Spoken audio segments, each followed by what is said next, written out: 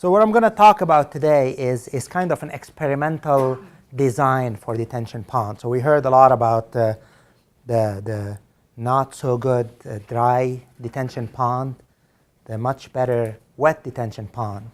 And I want to look into where are we going in stormwater management, and can we adapt wet detention pond to actually go along in that direction.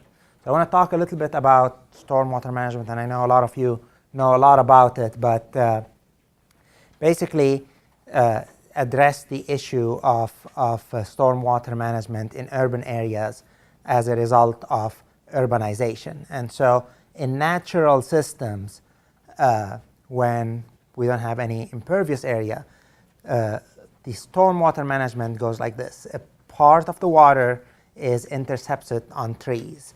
And you might think this is nothing, but depending on where you are, if you're in the Amazon, it can be in the upper 60% of the rainfall get captured on tree leaves, tree canopy, and evaporates before even touching the ground. But in urban areas, studies show that it's around 10 to 12% for a typical canopy. And for if you are targeting interception, there are specific plant tree types that can be up to 25, 26%. A lot of those are conifers usually. But in a natural system, when you have a lot of trees, so already 12% of your storm water never makes it to the ground. And then eventually when it does make it to the ground, it hits this natural type of surface that allows for infiltration. It's rough. It has a plant system. It has a complex root system. And so the water that hits the ground first starts infiltrating, and that varies by soil type. If you have sand, you're going to have a high infiltration rate, 100% in some cases in Florida, where runoff only results due to full saturation of your topsoil, to maybe 15, 20% in heavy clay soil like we have here.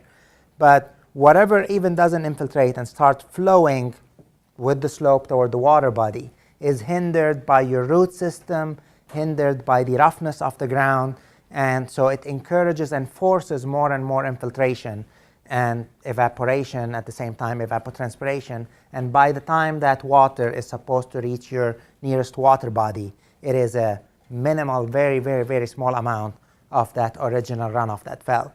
Now, a lot of the water that does infiltrate, especially in this area, eventually hits a compacted underground layer and does not infiltrate as easily as it would in the topsoil that usually have higher organic matter, better infiltration capacity. And so that water would travel in that topsoil horizontally on top of that compacted layer. And while it's traveling, it is controlled by the hydraulic conductivity of the soil, and it is actually working like some type of sand filter with an additional biological factor, which is the biological system, the physiological system of the roots that actually actively remove pollutants from the water. So you have soil that is capturing pollutants, especially soil-bound pollutants like phosphorus, like a lot of the pesticide, and then you have a root system with an active bacterial area that can break down complex hydrocarbons, compete with bacteria, and through the root system absorb a lot of your nutrients. So the water that eventually goes through that soil is going to end up in that water body, but much, much, much later, because it's much, much, much slower, because hydraulic conductivity is, even for sand, is at least 10 times slower than runoff on a slope, even in rough areas like this system here. So the water is going to arrive slower to the water body, and it's going to be much cleaner. Urbanization creates imperviousness and remove trees. So now you don't have trees anymore, so a lot of the interception is removed. You have much less interception than you would have earlier. And then when the water hits the ground, it doesn't have anywhere to go but horizontally on top of the ground on man-made material that is way smoother than anything that you probably will find on the ground in a natural system. So now it's going faster. So you have a bigger amount of water because we prevented it from infiltrating, we prevented it from being intercepted, and we are letting it run off on a very smooth slope without roots, without anything, straight to that water body, or at least straight to the stormwater inlet. That's going to even put it in smoother pipes. That's going to take it even faster to the water body. There's a problem with that water, clearly. The clear fact is that there's a higher volume and more pollution, but problems with it is that it takes sediments with it. She mentioned that one of the best things that detention ponds do is settling all these sediments. Why are sediments a problem? It's actually a question that people ask a lot. It's like, it's a natural system. Why is it a pollutant? It's a pollutant because what we mentioned about when that water infiltrates and travel in that top 10 or 8 or 10 inches, it's cleaning the water, right? So how is it cleaning it? Part is absorbed by the plant, but a big portion of it is that those pollutants, they just stick to those soil particles and stay there. They stay there until you disturb them. When you disturb them, because you're going to convert agricultural land or natural area to urban area, you pile those sediments that are full of historical pesticides, phosphorus, and then you are exposing them to runoff. Whether it rains, whether it's due to water use around that soil, you are now sending those soil particles directly to the nearest water body. Just as a case example, the reason why I built that detention pond is because I got a 319 grant from TCEQ and EPA, which is basically putting best management practices to prevent pollution that has been documented as impairing a specific water body. And in 2008, when I applied for that grant, the Trinity River was impaired with a pesticide called chlordane, which was banned in 1983. So in 2008 was the first time that the Trinity River in downtown Dallas had higher amount of chlordane than the safety level. And that's what 15 years after it was banned. The reason is this. It's removing that chlordane that was sitting all these years up to 1983 in the soil. We piled it, and then it was going with sediments to the water. It accumulates in the fatty tissue of fish, and if you eat that fish, it actually is related to 3 or 4 types of cancer. But and so it shows you that the stuff that cleans, when you clean that soil, like she mentioned, that soil could be toxic, and if you're dredging a detention pond, it could be toxic in ways that's not legally toxic. It could have some types of pesticide that you wouldn't know about, and so clearly reducing sedimentation is a big problem. Erosion is another problem that results in high sediment flow, so it needs to be controlled. Hydrocarbons not found in natural areas. Now we're driving, we're dropping, your cars emit hydrocarbons continuously, heavy metals that sit on parking lots right there waiting for that next storm to just flow with the first flush toward those water bodies.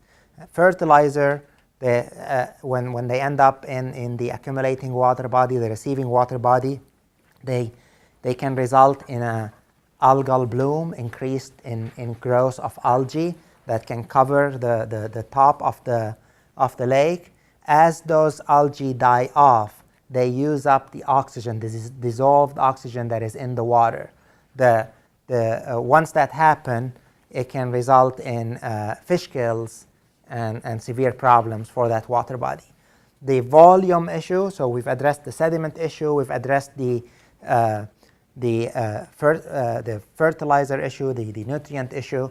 Now the volume. Why is the flow rate a problem? The flow rate is a problem because a lot of our streams in natural systems, they form to reflect actually the weather pattern. They form due to the amount of rainfall that falls on an area over years and years and years, and it's been shown that you have a ball-shaped area with this called the bankful that forms to hold the 1.2 to 1.5 year flow, which is the channel forming flow, we call it, and then a bench on each side of that ball-shaped area of that channel forms to dissipate bigger storms. Storms that are bigger than the 1.5 inch storm usually would overflow the regular channel and dissipate in what we call the floodplain of that specific channel on each side.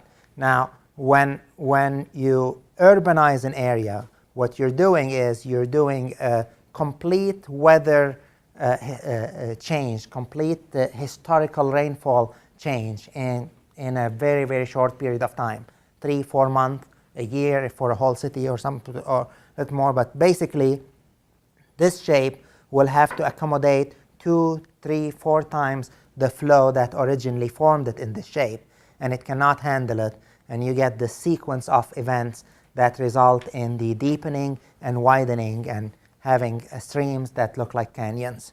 And if this is so common, it's amazing. It's just stop at any bridge you drive by and look, and you can see there's probably not one stream in the DFW area that is not in one of those parts here. I should have taken pictures this morning. I was with the city of Arlington visiting a site, and it's amazing how close to the houses these are getting.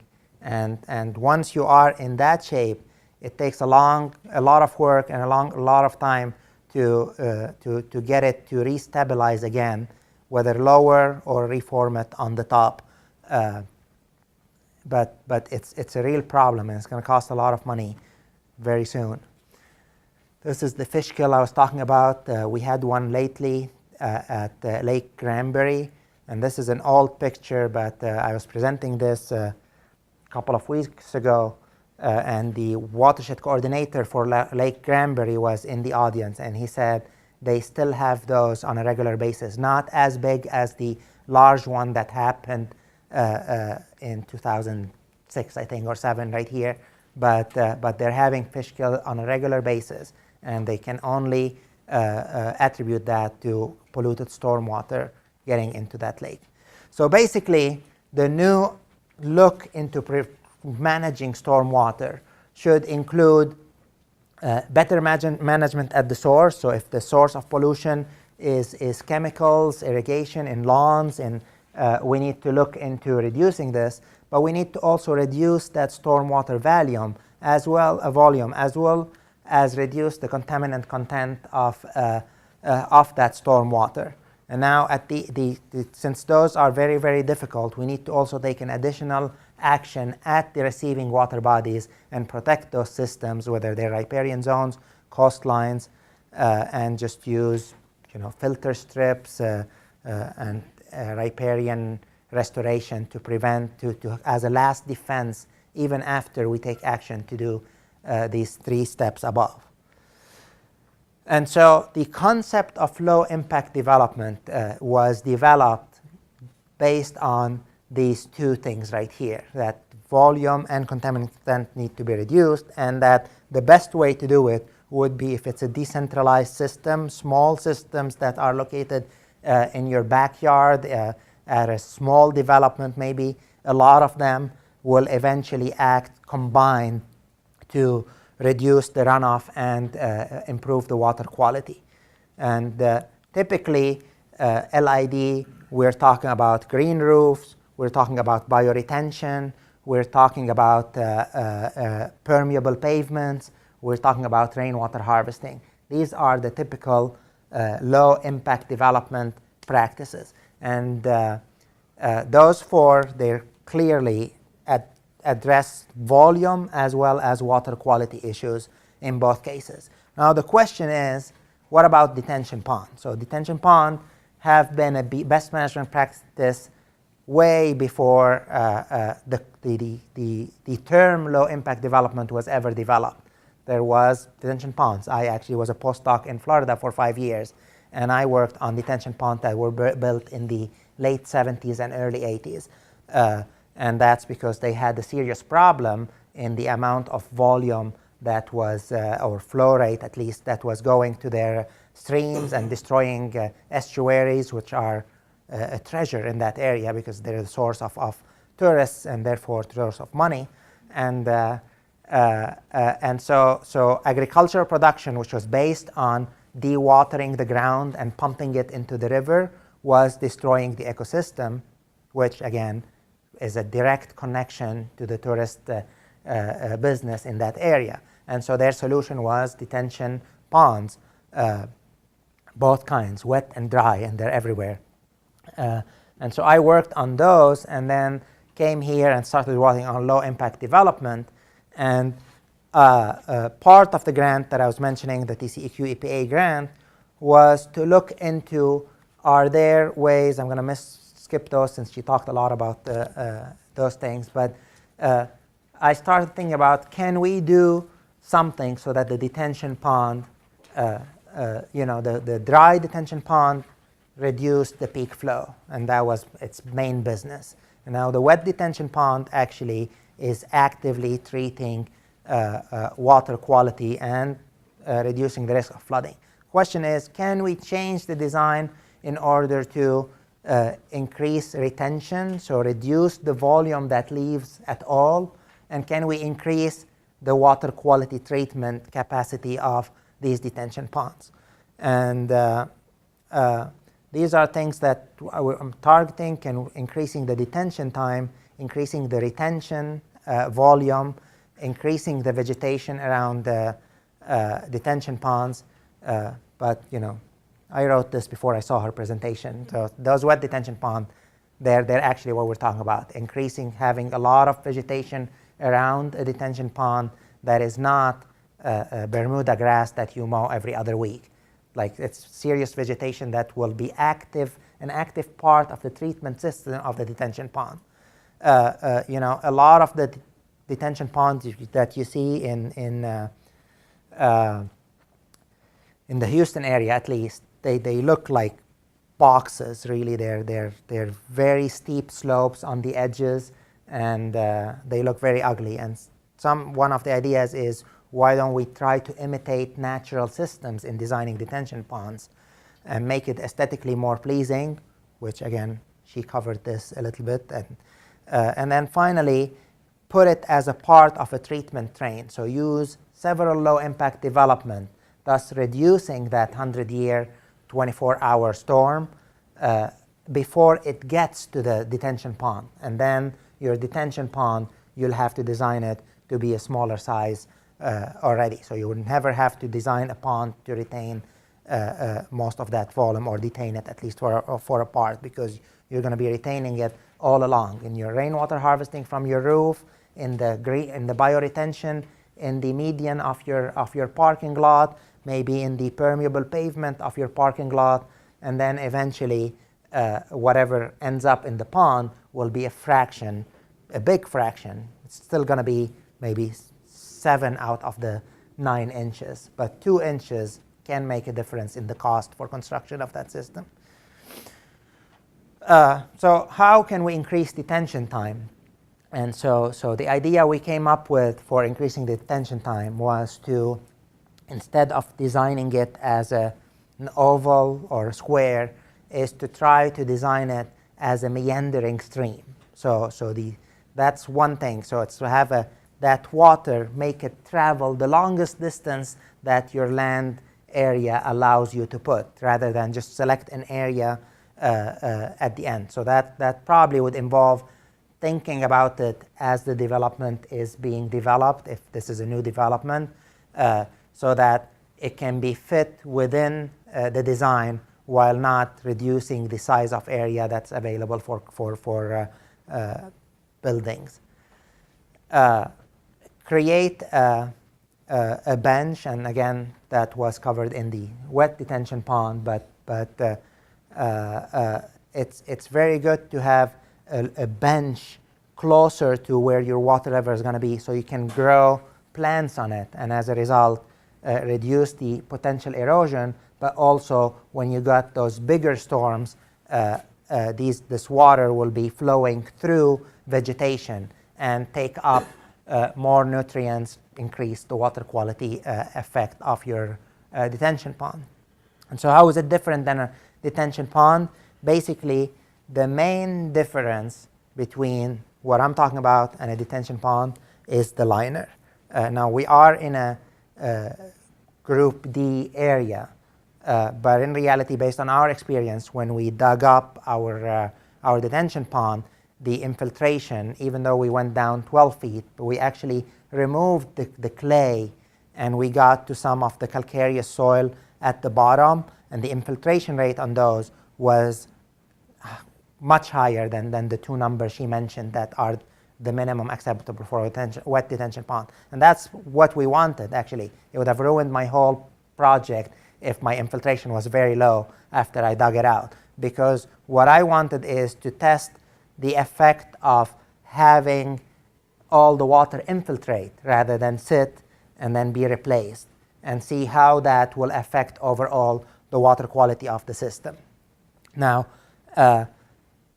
again, since I was in Florida, I always get concerned about this. In Florida, when I dug a foot, I got water. The groundwater was this much deep, and this is in the winter. In the summer, it came up above the ground and sat there for a while. And so if you're looking into reducing volumes, you are relying on filtration, on increasing water percolation. And so shallow groundwater systems will probably interfere with that process. Increasing retention, how to increase retention. So again, it was designed for that 85 percentile runoff that was mentioned in the previous lecture, which is the 1.5 inch here. It's different in different areas. In Houston, it's 2.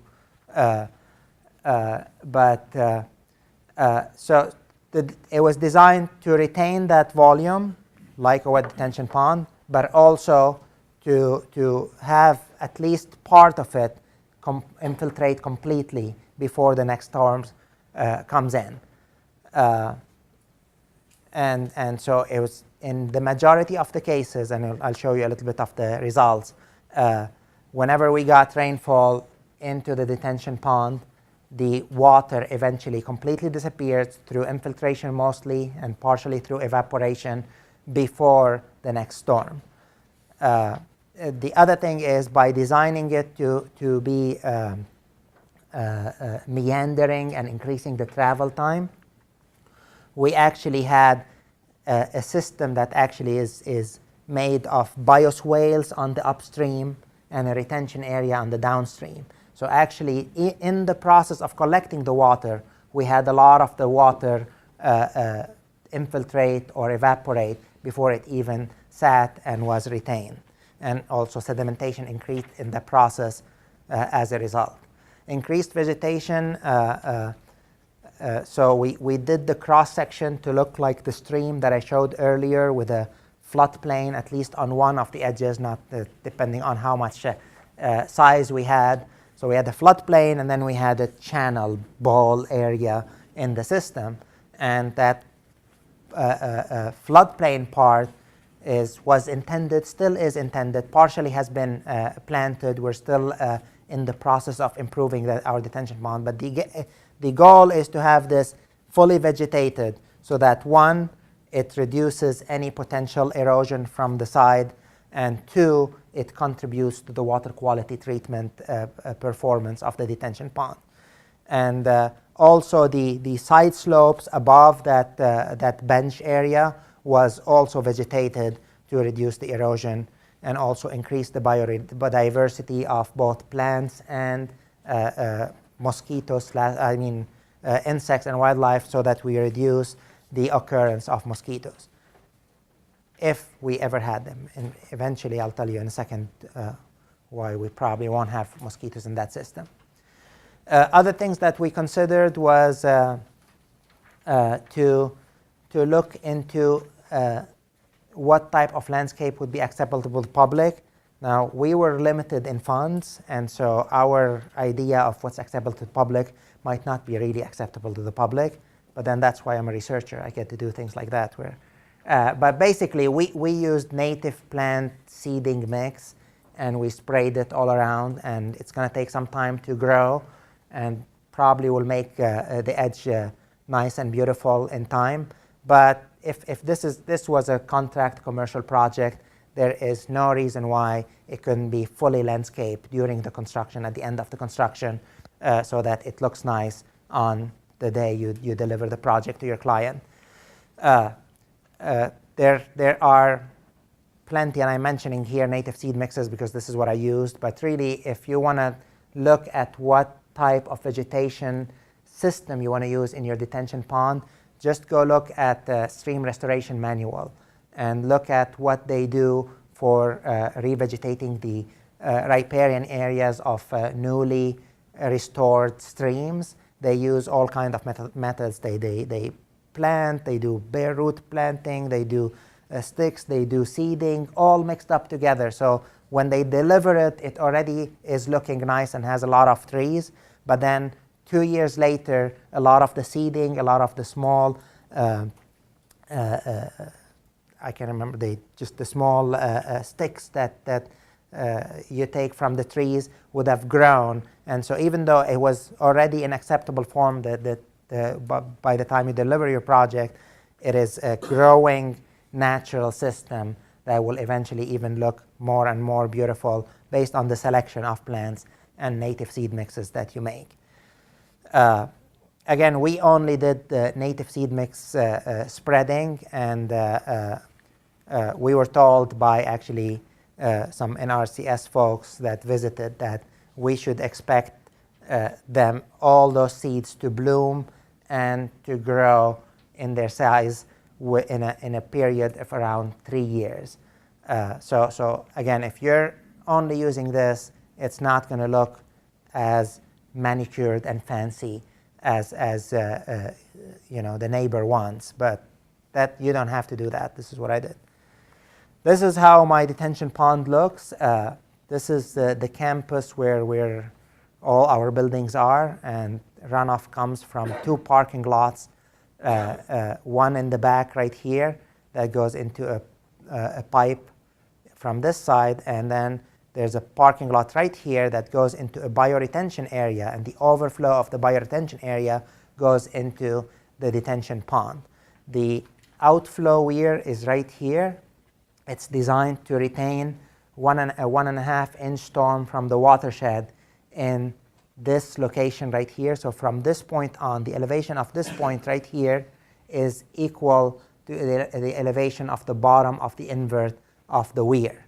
So at any time when we get 1.5 inch or less, you will have no standing water in those 2 branches. So those 2 branches are only acting as a bioswale, forcing water to travel through vegetation in a meandering pattern, slow down as it gets to the end point where retention happens. If we get a higher rainfall event up to the 100-year, which is what this was designed for, then it would fill up all the way to this side, at least partially. And it's around 12 feet deep here, and it's around 4 feet deep at this section. And you can see we didn't have a bench on both sides. We mostly had a bench on this side right here and then on this side right here. So we could use it to put vegetation at the lower end in addition to vegetation on the slopes. This is what it was designed for. So it was designed to retain the 1.5 inch volume, which came out to 32,451 cubic feet. It was designed to hold and release within 48 hours the 24-hour 100-year volume, which is 263,000 cubic feet. And so if we're retaining that amount, this is the amount that we release within 48 hours at a release rate of 1.33 cubic feet per second. Now this is the design that was used. What was we had 7.64 from the outlet of the pipe, and I was trying to figure out why it increased in size. 2 reasons it increased in size at the post. One, the area that empties in the detention pond and in the bioretention that has been diverted, the outflow of which was diverted into the detention pond did not go to that area before. So we actually modified the watershed. We increased the watershed for the new detention pond so we could treat more storm water. The other thing I've noticed here is, and again, we subcontracted this for an engineering company to build with our recommendation of what they need to design. And so they used this, and so we had an area that was 1.14 of a C factor of 1, and it disappeared in the post. And that's because the post is actually designed as at the outflow. The post is at the outflow. So that part was actually included in this part because now it's being infiltrated or retained in the stormwater detention pond. So this is the storms we got since we installed monitoring equipment. This is from March 7 all the way to, the data here is all the way to June 1st actually. And of course the biggest storm happened was the first one after we installed all of our equipment, which is actually what you should expect to happen.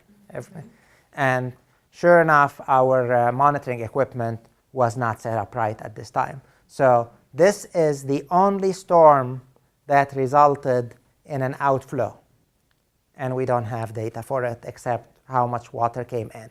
After that, we had several storms, one of which only exceeded the 1.5 but did not produce any outflow. So we had more infiltration in the process than we had before. So what I'm telling you right here is, excluding this one right here, if you cut this, we got all these storms and no water left the property.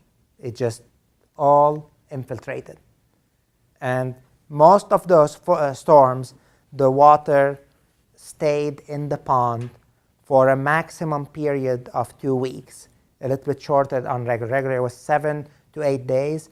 The maximum amount it stayed was 2 weeks, which actually, despite the public health requirements, is shorter than the normal cycle of mosquitoes.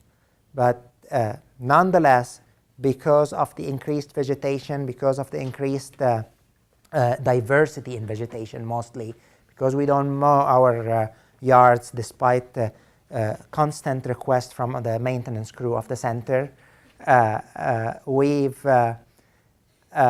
haven't noticed any increase, and I'll tell you, the people at our center would call me if there was anything, because I've actually got a call while we were constructing it. Is this going to create more mosquitoes? And the answer is no at this point, and all the water infiltrated and disappeared. And the storms we got were either very fast ones, like these two, or we had slow ones that happened over a long period of time. This is actually part of the reason why this one didn't have outflow. This one fell over a 24-hour period, so it's like falling slowly all day long, and that probably contributed to the fact that it did not produce any outflow. We're actually having, like, the stuff is working so good that even when in other best management practices, we have like 4 or 5 at the center, even in the other ones, the outflow, even if it happens, it's so slow and so distributed that we're not able to meet our minimum water quality collection standard that we put in our ISCO. So we're putting the minimum possible depth of water so that automatic water sampler can collect water samples, and we can tell people, look at the quality of the outflow.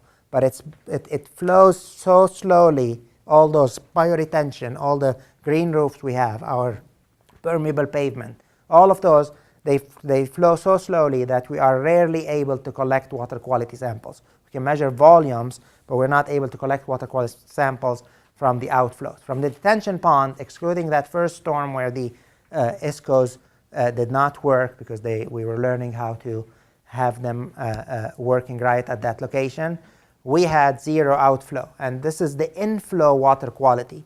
And you can see These are the 3 storms I just showed. This is the nitrogen is not above the maximum contaminant level allowed, but it's very close to it.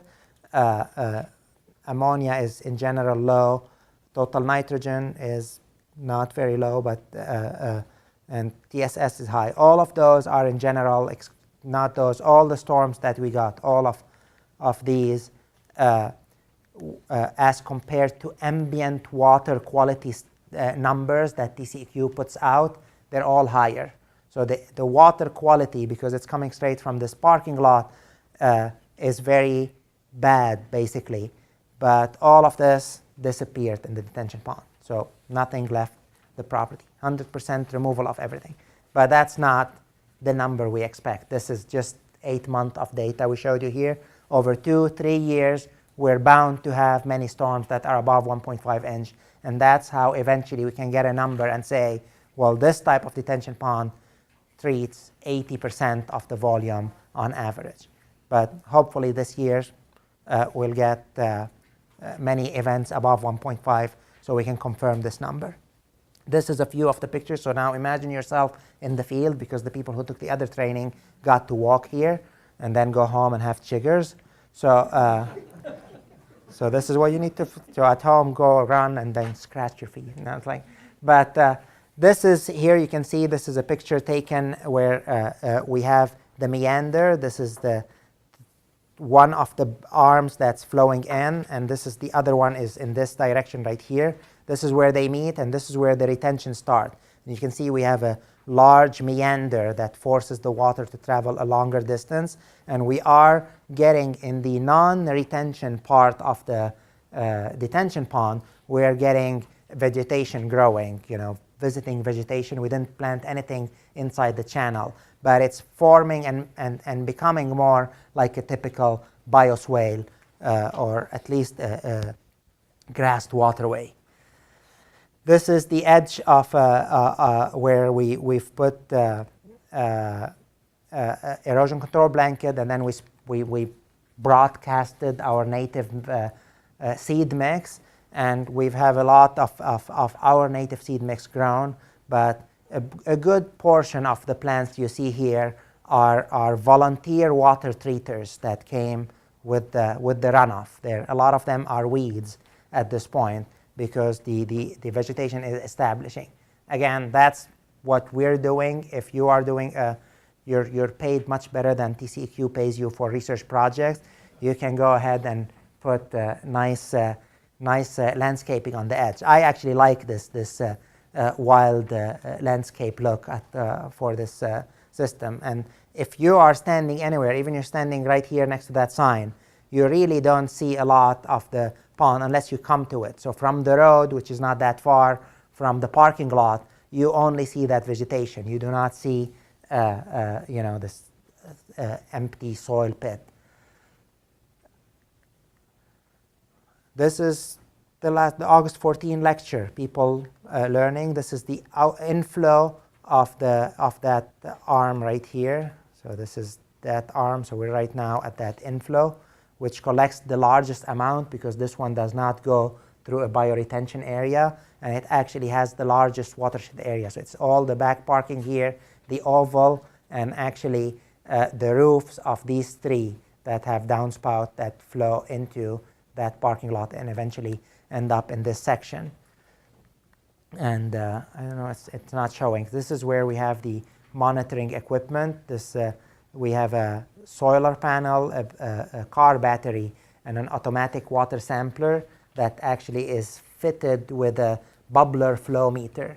So a bubbler flow meter produces air bubbles, and based on the resistance of the depth of the water on top of it, it converts the resistance to the air bubble into depth of water.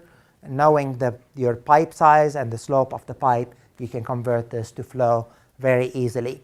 And based on the flow, you program your ISCO samplers so that whenever that flow exceeds a minimum that you set up, because you don't want to collect every single storm. So this one, unlike the other treatment, this collects from a large enough watershed that it always has, any storm will produce some type of flow. but sometimes that storm is 0.05 inches.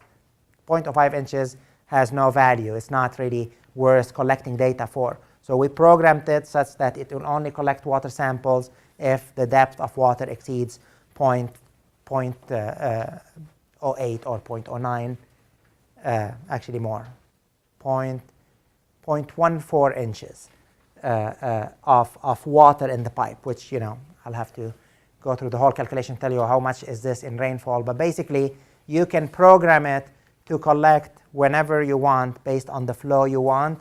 And also, you ask it to collect samples in whatever shape you want. So it can collect, in this case, you know, because of the requirement of the sampling, we collected 2 liters of water every half hour.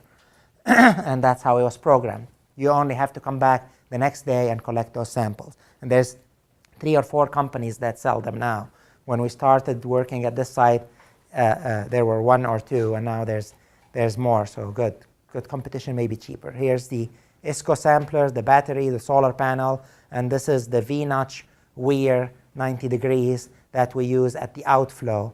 And so water flows up and then flows through the weir so we could measure. This is the one that malfunctioned in the first storm and then never saw water since then. Just sitting there having fun. $5,000, yeah. And so I do want to mention that, again, TCEQ and APA are the people who granted us the funds to do this research. And Texas AgriLife Research, which I'm a part employee of because my majority employment is with Texas AgriLife Extension, also provided some funds to complete the grant, and also was kind enough, unlike many cases, to give us this whole location to build this project. This is me, email, phone number. If you're interested in seeing this, I always like to show people. All you need to do is give me a call or send me an email, and I will show you this. I'll show you bioretention, green roofs, rainwater harvesting, and permeable pavement if you're interested.